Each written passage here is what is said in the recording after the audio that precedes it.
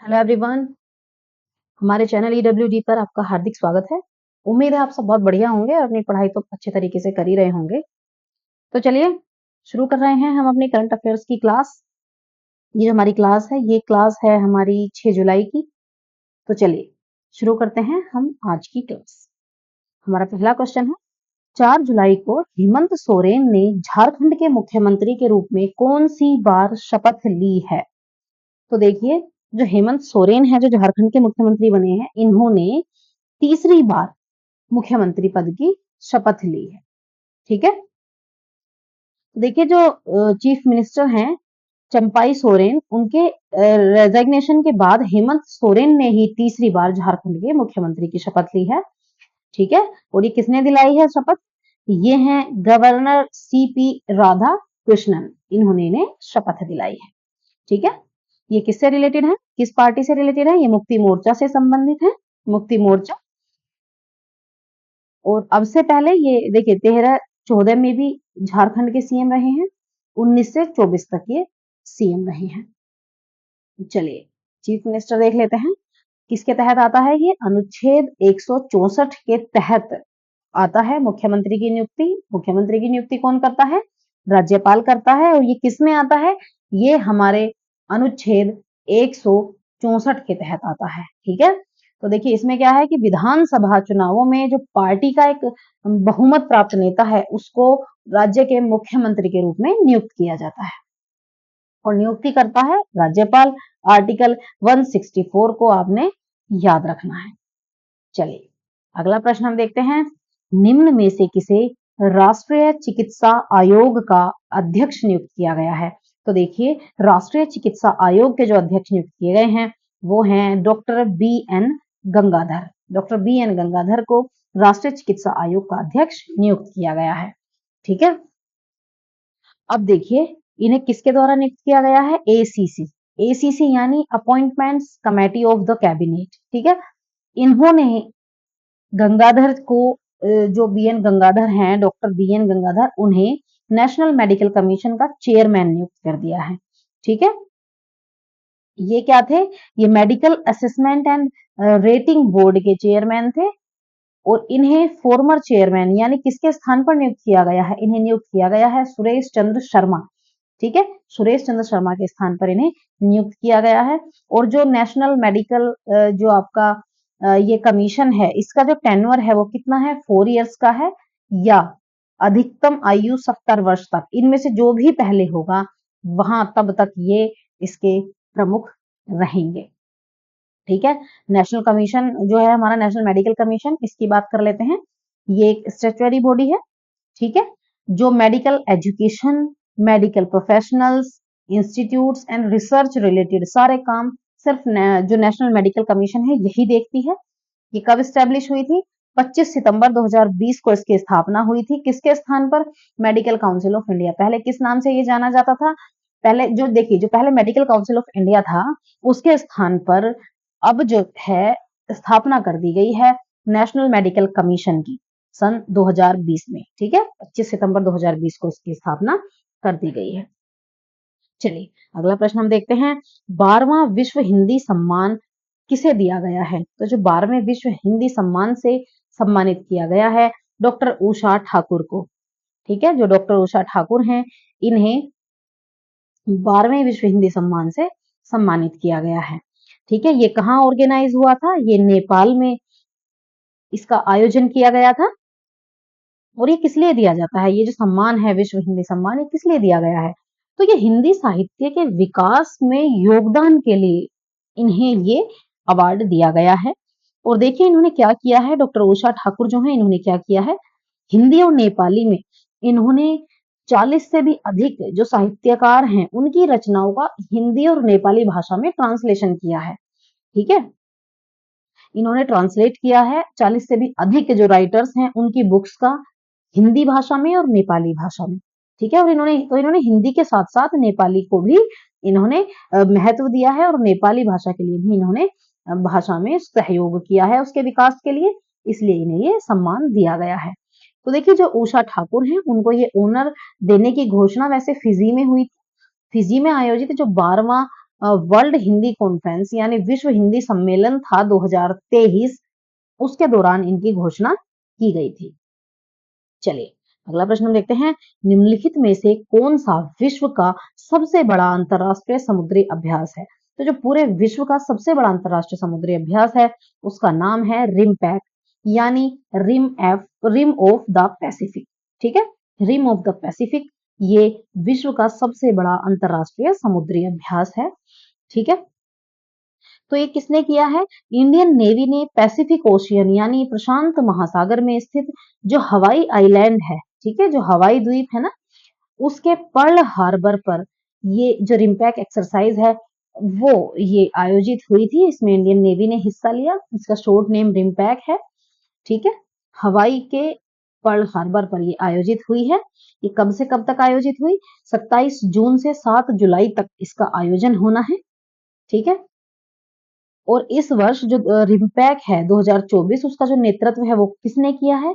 इस बार की जो रिमपैक एक्सरसाइज है उसकी जो नेतृत्व है वो अमेरिकन यानी यूएस नेवी कर रही है और इसमें लगभग 29 देश इसमें शामिल हुए हैं इस एक्सरसाइज में। और इंडिया की ओर से किसने हिस्सा लिया है? जो नेवल शिप है हमारा आईएनएस शिवालिक। आईएनएस शिवालिक ने इस रिमपैक एक्सरसाइज में हिस्सा लिया है। ठीक है, तो रिमपैक एक्सरसाइज आपको पता ही दिया मैंने कि हवाई में आयोजित हुई है और ये विश्व की सबसे बड़ी जो सामुद्रिक एक्सरसाइज है, सबसे बड़ी ये अभ्यास है। चलिए अगला प्रश्न हम देखते हैं, हाल ही में आईयूसीएन ने हाथी की किस प्रजाति को आईयूसीएन रेड लिस्ट में इंडेंजर्ड के रूप में वर्गीकृत किया है? ठीक है, तो इंडेंजर्ड क्या है और क्रिटिकली इंडेंजर्ड क्या है, आज हम उसके बारे में सब पढ़ेंगे कि आईयूसीएन की रेड लिस्ट में कब शामिल होते हैं ये। तो देखिए आईयूसीएन की जो रेड लिस्ट है उसमें इंडेंजर्ड है बोर्नियो का हाथी। ये बोर्नियो जो एलिफेंट है इनको इंडेंजर्ड के रूप में वर्गीकृत किया गया है। तो देखिए बोर्नियो में बता दूं आपको ये जो प्लेस है ये कितनी जगह में है? 3 कंट्रीज में है, इंडोनेशिया, मलेशिया और ब्रुनेई। ठीक है, इनके तीनों पार्ट्स को ये कवर करता है बोर्नियो। तो बोर्नियो में जो एलिफेंट पाया जाता है जिसे हम बोर्नियो हाथी या बोर्नियो एलिफेंट कहते हैं, इसको आईयूसीएन की जो रेड लिस्ट है उसमें इंडेंजर्ड के रूप में वर्गीकृत इन्होंने कर दिया है। उसका कारण क्या है? देखिए कारण आपको पता ही है, लॉगिंग और ऑयल पाम ऑयल जो है उसके प्लांटेशन के कारण जो हाथियों का निवास स्थान है वो खत्म किया जा रहा है। और हाथियों का जो देखिए हाथी अपने आप में बहुत बड़ा जीव है और इतने बड़े जानवर के लिए प्लेस भी ज्यादा बड़ा चाहिए। ठीक है, तो इनका जो निवास स्थान है उसके कम होने के कारण या खत्म होता जैसे वो जा रहा है, उनके निवास स्थान के लॉस के कारण ये बहुत बड़े गंभीर खतरों का सामना कर रहा है। ठीक है, ये लॉस हो रहा है इनका, जिससे इनकी संख्या में बहुत भारी कमी आई है। और सबसे बड़ा कारण क्या है? इनका निवास स्थान का कम होना। तो देखिए जो बोर्नियो का एलिफेंट है इसे बोर्नियो पिग्गी एलिफेंट भी कहा जाता है। ठीक है, ये एशियन एलिफेंट की सब स्पीसीज है। ठीक, उप प्रजाति है उसकी ये। चलिए अब देखिए, अब हम जान लेते हैं कि जो रेड लिस्ट की कुछ कैटेगरीज हैं ये कौन कौन सी हैं। हमने बात की है एलिफेंट की। ठीक है, चलिए पहले हम देखते हैं एक्सटिंक्ट क्या है, जिसे हम विलुप्त कहते हैं, पूरी तरह से विलुप्त, जिसे हम शॉर्ट में ई एक्स लिखते हैं, या एक्सटिंक्ट है ये विलुप्त। विलुप्त क्या है?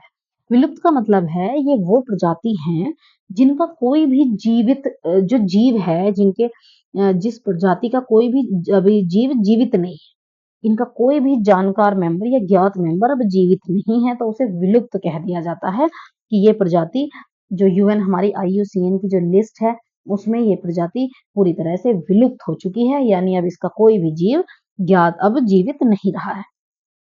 उसके बाद आती है एक्सटिंक्ट इन द वर्ल्ड यानी ईडब्ल्यू यानी विलुप्त इन द वाइल्ड। ठीक है, अब देखिए इसका मतलब है ओनली कैद में या नेचुरल आवास के बाहर। देखिए ये इनका जो प्राकृतिक आवास है कि आपको पता है हर जीव का एक प्राकृतिक आवास है कि कोई चीज कहाँ पाई जाती है। ठीक है, जैसे आपने पढ़ा होगा कि असम के काजीरंगा में एक सींग वाला गैंडा पाया जाता है, तो वो कहीं और नहीं पाया जाता है, उसी जगह में पाया जाता है। तो यदि वो एक सींग वाला गैंडा अपने उस प्लेस पे ना मिलकर इक्का दुक्का कहीं और पाया जाए तो उसे हम इस तरीके से काउंट कर सकते हैं कि एक्सटिंक्ट इन द वाइल्ड। ठीक है, तो देखिए कैद का मतलब है इन्हें ऑब्जर्वेशन में रखा गया है, या एक दो जीव ये बचे हैं, या बहुत थोड़ी मात्रा में ये बचे हुए हैं, बहुत कम संख्या में ये बचे हैं, और इनको कैद करने का मतलब है इन्हें इस तरीके से रख लिया गया है कि इनकी संख्या बढ़ाई जा सके, इन पर ध्यान दिया जा सके, या फिर ये प्राकृतिक आवास के बाहर कहीं कहीं दो चार दिख जाते हैं तो ये हमारे विलुप्त हैं, मतलब पूरी तरह से विलुप्त, लगभग लगभग। अब अगला है क्रिटिकली इंडेंजर्ड।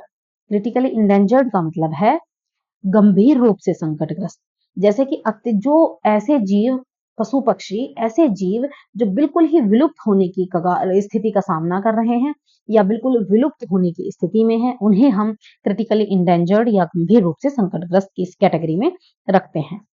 अब हम बात कर रहे थे जैसे एलिफेंट की, ठीक है, जैसे ये बोर्डियो का एलिफेंट है, हम इसकी बात कर रहे थे, तो ये क्या है हमारा, ये इंडेंजर्ड है। इंडेंजर्ड का मतलब होता है संकटग्रस्त, यानी विलुप्त होने के हाई रिस्क।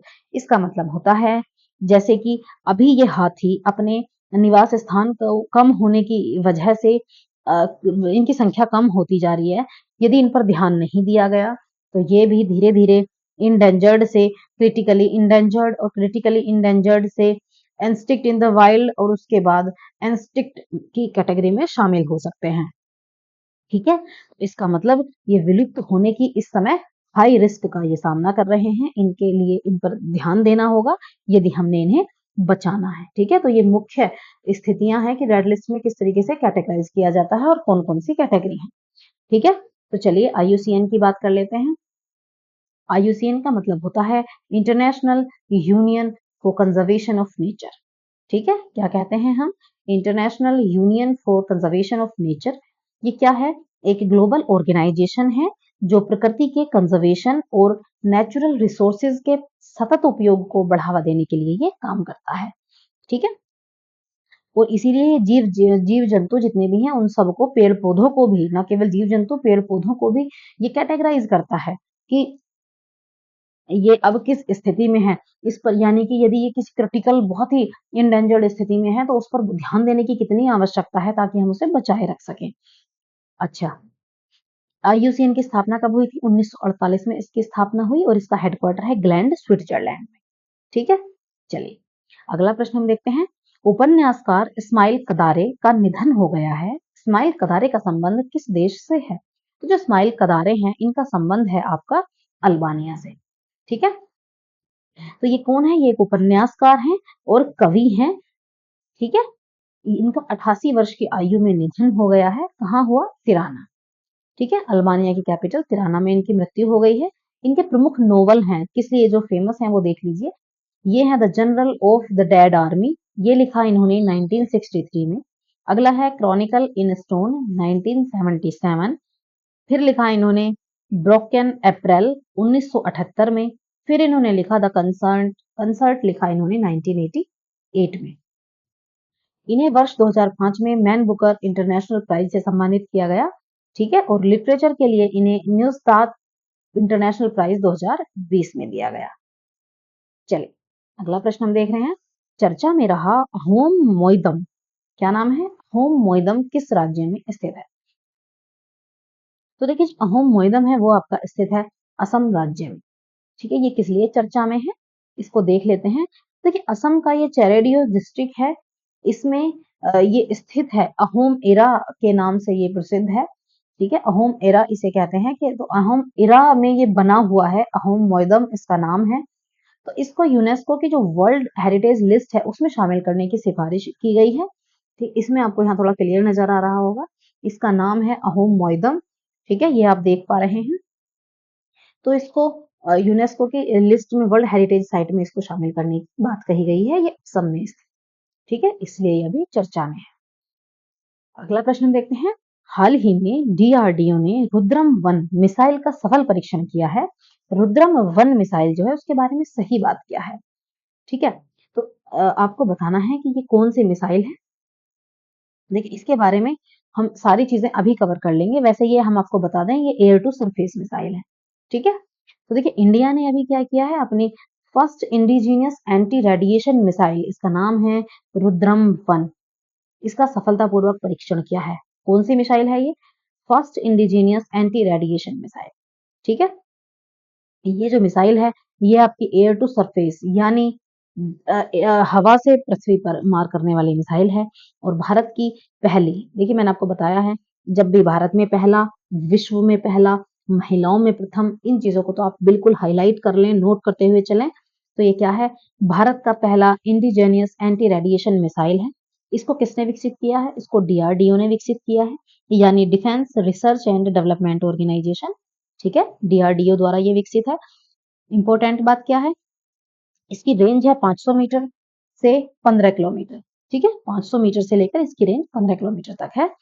और इंडियन एयरफोर्स के जो सुखोई 300 MKI है, उसके लिए ये डिजाइन की गई है। ठीक है, वही सुखोई 30 MKI प्लेटफॉर्म। चलिए अगला प्रश्न हम देखते हैं। भारत की किस संस्था द्वारा संपूर्णता अभियान शुरू किया गया है? तो देखिए, जो संपूर्णता अभियान है, इसको शुरू किया है आपके नीति आयोग ने। ठीक है, तो नीति आयोग ने क्या शुरू किया है? 4 जुलाई से 30 सितंबर तक ये चलेगा। 3 महीने का संपूर्ण अभियान ये है। ठीक है, नीति आयोग द्वारा इसे चलाया जाएगा। इस एम का उद्देश्य क्या है? इसका उद्देश्य है देश भर के जो आकांक्षी जिलों और आकांक्षी ब्लॉकों में क्या होगा, 6 प्रमुख इंडिकेटर्स को प्राप्त करने के लिए निरंतर प्रयास किया जाएगा। अब वो 6 प्रमुख इंडिकेटर्स कौन कौन से हैं, वो मैं आपको बताती हूँ। वो कौन से हैं, देखिए। नंबर 1 है प्रसव यानी डिलीवरी पूर्ण होने से पहले कितनी महिलाएं रजिस्टर्ड हैं। इनका मतलब है कितनी प्रेग्नेंट महिलाओं को रजिस्टर्ड किया गया है कि ये प्रेग्नेंट हैं। ठीक है, उसके बाद कितनी महिलाओं को पोषण युक्त भोजन यानी न्यूट्रिशियस फूड प्राप्त हो रहा है। आपको पता है प्रेगनेंसी के दौरान महिलाओं को स्पेशल न्यूट्रिशन की आवश्यकता होती है। तो सरकार ने इस पर पहल शुरू की है कि पहले महिलाओं का रजिस्ट्रेशन, कि वो कितनी रजिस्टर्ड है, उसके अनुसार उन्हें जो न्यूट्रिशियस फूड है यानी पोषण युक्त भोजन है वो उपलब्ध कराया जाए। उसके बाद 9 से 11 महीने के कितने बच्चों का वैक्सीनेशन किया गया है, ये इंपॉर्टेंट बात है। आपको पता है लगभग 1 साल तक यानी 11 महीने तक के बच्चों को सरकार वैक्सीनेशन देती है। कुछ वो वैक्सीनेशंस बच्चों के लिए बहुत इंपॉर्टेंट होती हैं, तो उनका वैक्सीनेशन बच्चों का कराना बहुत जरूरी है। ठीक है, तो सरकार को ये ध्यान देना है। सरकार खुद इसमें पहल में इसको शामिल कर रही है कि कितने बच्चों का वैक्सीनेशन कराया जाए। अब है कितने हेल्थ सॉइल कार्ड डिस्ट्रीब्यूट किए गए हैं। उसके बाद है सेकेंडरी लेवल पर कितने स्कूल में पावर सप्लाई की जा रही है। अगला है एकेडमिक सेशन शुरू होने के 1 महीने के भीतर बच्चों को टेक्स्ट बुक्स उपलब्ध करवाने वाले स्कूल्स का कितना परसेंटेज है।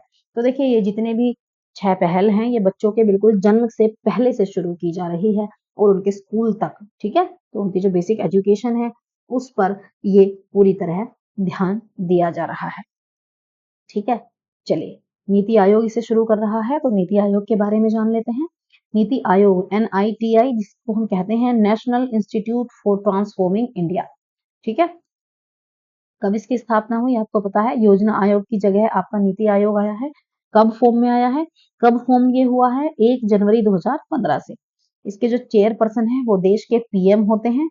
वो कौन है? नरेंद्र मोदी जी जो है चेयरपर्सन है। वाइस चेयरपर्सन कौन है? सुमन बेरी। और इसके CEO कौन है नीति आयोग के? वो हैं BVR सुब्रमण्यम। ठीक है, चलिए अगला प्रश्न हम देखते हैं। हाल ही में किस संगठन ने मृदा पर अंतरराष्ट्रीय सम्मेलन में नए विश्व मृदा स्वास्थ्य सूचकांक की घोषणा की है? तो देखिए, जो international union of soil sciences है, इसने इसकी घोषणा की गई है यूनेस्को के द्वारा। ठीक है, तो यूनेस्को ने इसकी घोषणा की है। कहाँ? मोरक्को में आयोजित जो ये इंटरनेशनल सॉइल कॉन्फ्रेंस है, उसमें वर्ल्ड सॉइल हेल्थ इंडेक्स की उन्होंने घोषणा की है। ये क्या करेगी इंडेक्स? ये जो है ये वर्ल्ड के जो एरियाज हैं और इकोलॉजिकल एरियाज में उसमें पाए जाने वाली जो मिट्टी है, जो सोइल है, उसकी स्टडी तैयार करेगी। ठीक है, तो उसकी स्टडी के बिहाफ पे वही एनवायरमेंटल रिलेटेड ये चीजें हैं। ठीक है, तो उस पर ये रिसर्च करेगी। तो चलिए आज की क्लास में हमारा इतना ही। हम आपको मिलेंगे आपकी नेक्स्ट क्लास में।